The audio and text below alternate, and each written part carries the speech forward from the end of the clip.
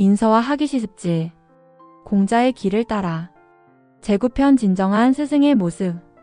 다음 날 아침 일찍 한인서와 클라라는 다시 부자동으로 향했다. 어제의 만남이 꿈이었나 싶을 정도로 신비로웠지만 마음 깊숙한 곳에서 일어나는 변화는 분명히 실제했다. 동굴에 들어서자 공자가 이미 기다리고 있었다. 아침 햇살이 동굴 입구로 스며들어 그의 모습을 은은하게 비추고 있었다. 클라라, 공자가 서양 소녀를 바라보며 말했다. 어젯밤 잘 잤는가? 스승님, 사실 잠을 잘 이루지 못했습니다. 클라라가 솔직하게 대답했다. 너무 많은 생각이 들어서요. 어떤 생각들이었는가? 클라라는 잠시 망설이다가 입을 열었다.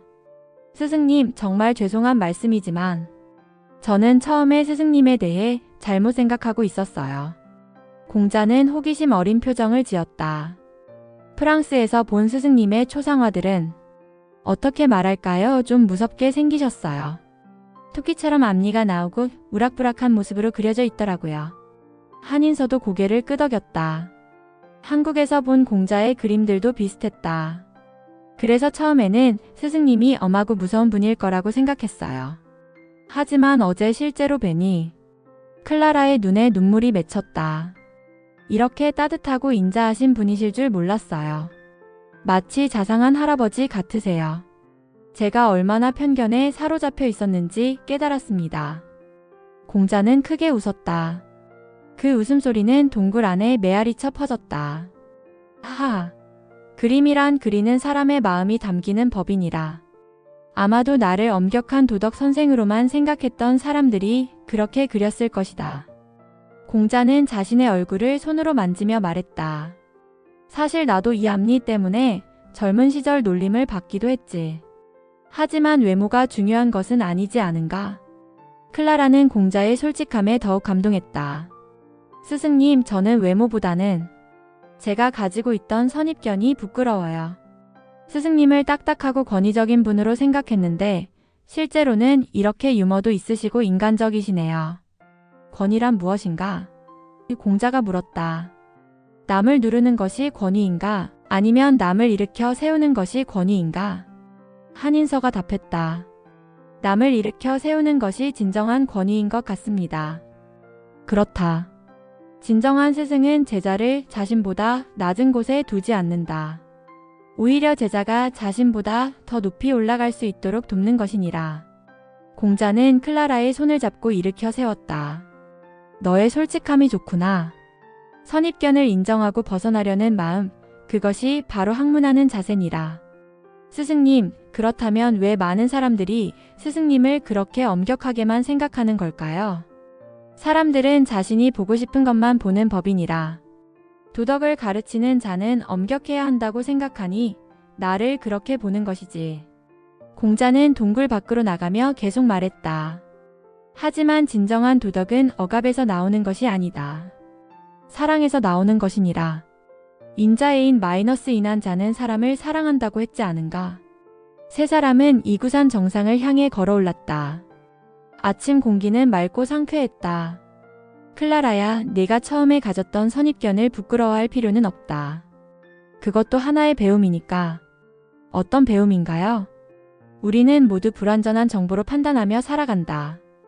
하지만 중요한 것은 그 판단에 매여 있지 않고 새로운 경험을 통해 기꺼이 바뀔 수 있는 마음이니라. 한인서가 끼어들었다. 그것이 바로 하기시습지의 진정한 의미인가요? 맞다. 배우고 때때로 익힌다는 것은 단순히 지식을 반복하는 것이 아니다. 새로운 경험을 통해 기존의 이해를 계속 수정해 나가는 것이니라. 클라라는 깊이 고개를 끄덕였다. 스승님, 저는 이제 알겠어요. 진정한 스승은 두려움을 주는 분이 아니라 사랑을 주는 분이시군요. 그렇다. 그리고 너희도 언젠가는 누군가에게 그런 스승이 되어야 한다. 두려움이 아닌 사랑으로, 강압이 아닌 감화로 가르치는 스승 말이니라. 정상에 거의 다다랐을 때 공자가 멈춰섰다. 보아라. 저 멀리 곡부 시내가 보이지 않는가? 그곳에는 수많은 사람들이 살아가고 있다. 그들 각자가 모두 나름의 고민과 아픔을 가지고 있지. 두 사람은 발 아래 펼쳐진 풍경을 바라보았다. 진정한 학자는 자신만을 위해 공부하지 않는다. 저 사람들의 아픔을 덜어주고 그들이 더 행복하게 살 수 있도록 돕기 위해 공부하는 것이니라. 클라라가 물었다. 그렇다면 저희도 그런 마음으로 공부해야 하는 건가요? 그렇다. 학이우죽사 마이너스 배워서 뛰어나면 벼슬을 한다고 했는데 이는 단순히 출세를 말하는 것이 아니다. 자신이 배운 것을 사회를 위해 쓰라는 뜻이니라. 한인서는 가슴이 뜨거워졌다. 자신이 지금까지 추구해왔던 개인적인 깨달음이 이제 더 큰 목적과 연결되는 것을 느꼈다.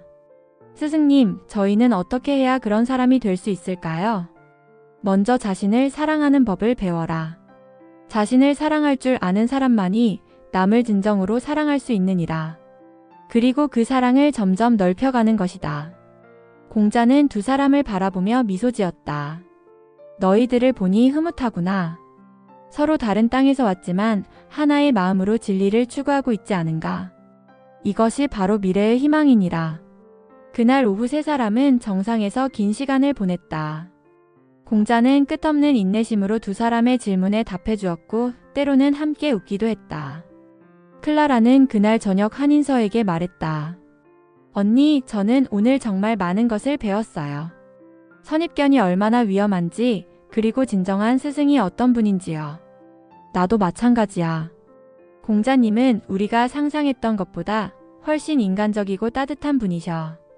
두 사람은 그날 밤 깊은 감사의 마음으로 잠들었다. 진정한 스승을 만났다는 기쁨과 함께